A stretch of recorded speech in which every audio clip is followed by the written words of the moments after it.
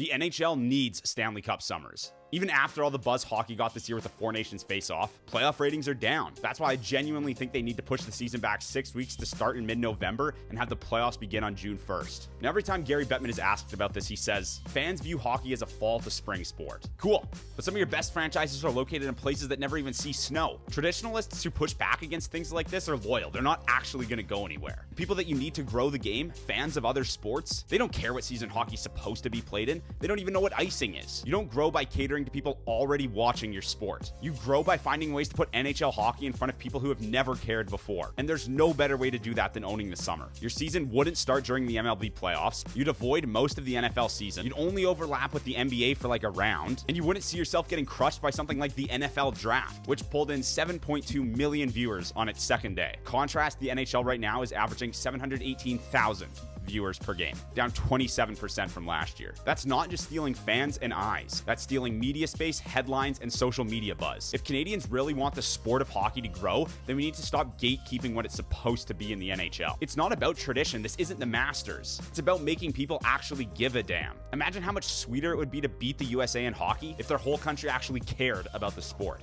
Now, there's two pushbacks. First is the summer heat and the ice surface. That's an overblown worry. Modern arenas can handle it. The owners just don't want to dole out the little bit of extra money that it costs to maintain it. Next is the players losing their summers and the pushback that they would have with that. Well, in reality, they wouldn't be losing that much time, and this would result in a bigger spotlight on just them and bigger contracts, because more eyes means more money. The NHL is the only league where salaries haven't doubled in the last 25 years. I think if you could see a guy like Connor McDavid making $25 to $30 million rather than 14, he'd be okay with pushing back his summer break for a month and a half. Bottom line is, if you put something exciting in front of sports fans in the summer with a cold beer in their hand and nothing else to tune into, they're gonna watch, because playoff hockey is cinema. But if the NHL continues to sit back while they get destroyed by something like the NFL draft, then nothing's ever gonna change, because it takes big, crazy ideas to make big, crazy success. Stanley Cup Summers are the move. Will the NHL ever have the guts to try? Probably not, but crazier things have happened.